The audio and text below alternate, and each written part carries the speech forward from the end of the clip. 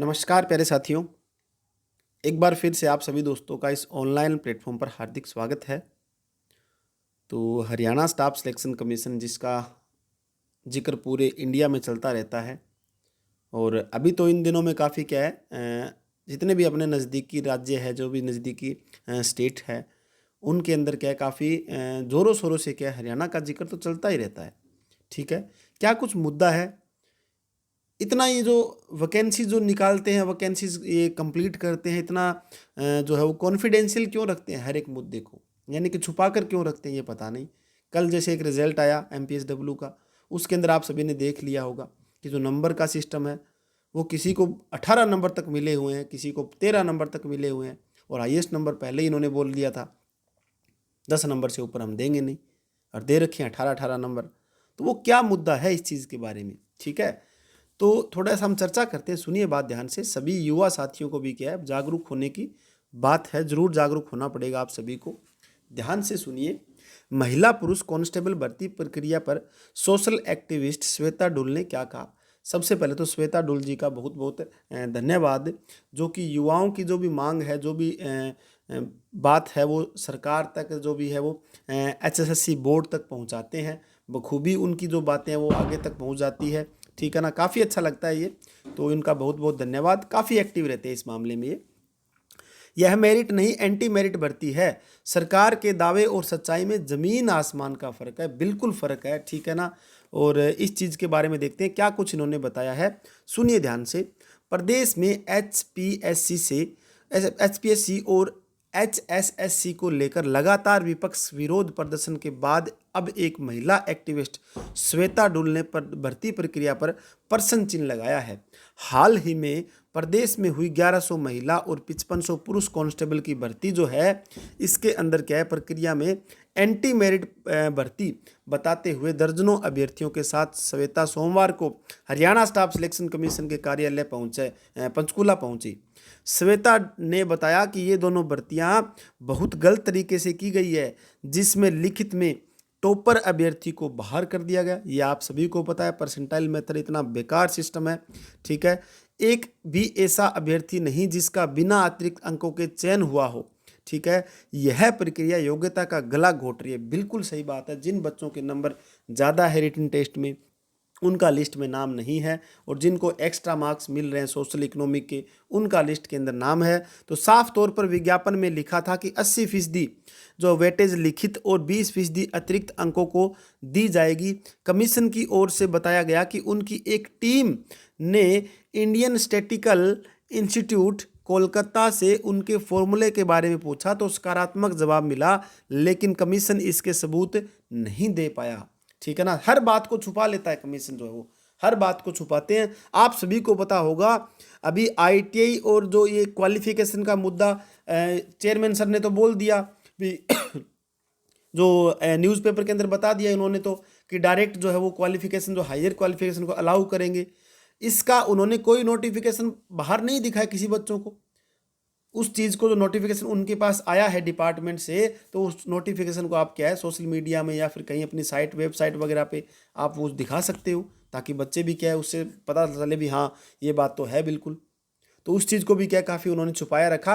Qualification जो direct लिखी हुई है नोटिफिकेशन के अंदर कि IT आपके पास मिनिमम होनी चाहिए, ठीक है, और उसका किसी को भी क्या है, किसी को अभी तक नहीं पता भी कौन लगेगा कौन नहीं लगेगा, ठीक है। यहां पर आगे देखिए, यह तरीका बिल्कुल गलत है, इसलिए इन अभ्यर्थियों की ज्वाइनिंग पर रोक लगनी चाहिए। श्वेता, ठीक है, श्वेता ने क्या बताया, श्वेता ने बताया, ध्यान से सुनिए। श्वेता ने बताया कि वह खुद HSSC की परीक्षाओं में एक एक या दो दो नंबरों से क्या रही है। हरियाणा के यूथ को इकट्ठा कर एक प्लेटफॉर्म लाना जरूरी है, ये सबसे बड़ी बात है। अब अगर हरियाणा के युवा नहीं उठेंगे, नहीं जागेंगे, तो ये जो आगे जितने भी सिस्टम बन रहे हैं ना, हर एक वैकेंसीज के अंदर पूरा क्या फर्जीवाड़ा जो आपको दिखाई दे रहा है, ठीक है ना। हर बात को क्या छुपाया जाता है। जो मान लीजिए DV की लिस्ट लगती है, उसमें किसी को पता नहीं कितने नंबर है, किसी के कितने नंबर बन रहे हैं। ऑनलाइन जो एग्ज़ाम हुए, सबसे बड़ी बात तो ये देखो, जो भी ऑनलाइन एग्ज़ाम हुए उस एग्ज़ाम के अंदर किसी भी स्टूडेंट की आंसर की किसी के पास नहीं होती। अब मान लीजिए कोई भी ऑनलाइन जो एग्ज़ाम हुआ था, पहले ऑनलाइन एग्ज़ाम हुए हैं, उन ऑनलाइन एग्ज़ाम की स्टूडेंट के पास खुद की आंसर की नहीं है कि खुद उसने क्या आंसर लगाया है, ठीक है ना। अब मान लीजिए 5 एग्ज़ाम दिए, 6 एग्ज़ाम दिए, तो उन इतने एग्ज़ाम के अंदर स्टूडेंट को याद थोड़ी रहता है कौन सा क्वेश्चन कितने लगाए हैं, किसने लगाया है, ठीक है ना। तो उसकी स्टूडेंट के पास कोई कैंडिडेट कॉपी नहीं है। ऑनलाइन एग्ज़ाम की तो होनी चाहिए, ऑफलाइन की ठीक है कैंडिडेट कॉपी हमारे पास रहती है, ऑनलाइन एग्ज़ाम की तो कैंडिडेट कॉपी है ही नहीं किसी के पास है, और उसके आंसर की उन्होंने निकाल दी। अब आंसर की के अंदर गलत है, अब स्टूडेंट का पता नहीं क्या ऑप्शन लगा रखा है, उसमें जो ऑब्जेक्शन लगाया तो उसके नंबर पता नहीं मिल रहे हैं नहीं मिल रहे। सबसे बड़ी बात तो ये देखिए, रिवाइज आंसर की कभी नहीं निकाली आज तक, ठीक है ना। रिवाइज जो आंसर की है वो कभी नहीं निकाली हरियाणा स्टाफ सिलेक्शन कमीशन ने, और रिवाइज आंसर की के कारण ही क्या है, बच्चों के जो 1-1 नंबर 2-2 नंबर से वो रह रही हैं, ठीक है। रिवाइज आंसर की से पता चलता है कि किसके कितने नंबर बन रहे हैं, ये कभी आज तक इन्होंने नहीं बताया। ना इन्होंने ये बताया कि ऑब्जेक्शन के कितने नंबर किसको मिलेंगे, वो नहीं बताया। तो काफ़ी क्या है जो है वो छुपा के रखते हैं, ये गलत बात है। आगे देखिए, हरियाणा यूथ को इकट्ठा होना जरूरी है, एक प्लेटफॉर्म पर लाना जरूरी है सभी साथियों को, ठीक है, ताकि अभ्यर्थी अपनी बात को मुखर होकर कह सके, ठीक है ना। प्रदेश में हाल ही में HCS अधिकारी नागर को उसकी गिरफ्तारी, नागर को क्या दे रखा है, उसकी गलत कार्यशैली कारण सदा के लिए नौकरी से हटाया गया, लेकिन जिस अपराध के लिए हटाया गया वह भर्ती निरस्त नहीं की गई। अब उसको तो चलो हटा दिया, जो फर्जी अभ्यर्थी लगे हैं वो तो ड्यूटी कर रहे हैं, और जो पढ़ने लिखने वाले थे, जो मेहनत करने वाले थे, उनका नाम लिस्ट में नहीं है, तो वो क्या करेंगे बेचारे, ये बताओ। देखिए आगे यहाँ पर श्वेता ने कहा कि एक पर्सन बच्चे के भविष्य को बना और बिगाड़ सकता है। बिल्कुल, ये खुद का, मैं तो मेरा पर्सनली आपको बता सकता हूँ, क्योंकि एक पर्सन के कारण क्या है, किसी की जो ज़िंदगी है वो बन सकती है और किसी का क्या है बिगाड़ भी सकता है, ठीक है ना। खुद तो मैंने आप सभी को कई बार बता दिया है कि जेई के अंदर क्या है, जो जेई का मैटर है मेरा, उसके अंदर जो कट ऑफ लिस्ट से क्या है मेरा 1 नंबर कम है, और वो नंबर उनका जो आंसर की है उन खुद की, ठीक है ना, HSSC की जो आंसर की है उसके अंदर एक क्वेश्चन गलत है। अब तक मैंने वहाँ पर काफ़ी बार पूछा है और काफ़ी बार RTA भी लगाई है, अब तक कोई मैटर ये नहीं मिला भी उस क्वेश्चन का जो एक क्वेश्चन है उसके नंबर मुझे मिले हैं या नहीं मिले हैं। डायरेक्ट वहाँ पंचकूला जाते हैं तो वो इतना रूडली बिहेव करते हैं, वो डायरेक्ट यही बोलते हैं भी आपको नंबर क्या है इसके अंदर जुड़े हुए हैं, लेकिन उन्होंने रिवाइज आंसर की के अंदर कहीं नहीं दिखाया। मेरी खुद की आंसर की उन्होंने नहीं दिखाई कि मुझे नंबर कहाँ मिला हुआ है, वो बताओ तो सही, ठीक है।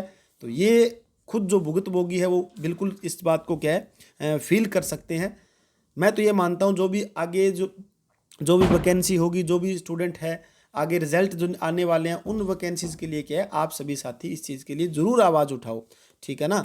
देखिए यहाँ पर क्या दे रखा है, ध्यान से आप सुनिए क्या बातें हैं, आगे देखते हैं। पड़ोसी राज्य पंजाब, हिमाचल इत्यादि की संस्कृति से जुड़े प्रश्न उनकी भर्तियों में पूछे जाते हैं, लेकिन हरियाणा में ऐसा नहीं है। ये भी सिस्टम है। हरियाणा सरकार और कमीशन का पारदर्शिता का दावा मात्र दिखावा है। एक बहुत बड़ा रैकेट हरियाणा में काम कर रहा है, ठीक है ना, बिल्कुल सही बात है। श्वेता ने संबंधित अधिकारियों और सरकार से आग्रह किया कि गुहार लगाने वाले को आरोपी न समझे, ठीक है ना, बिल्कुल सही बताया इन्होंने।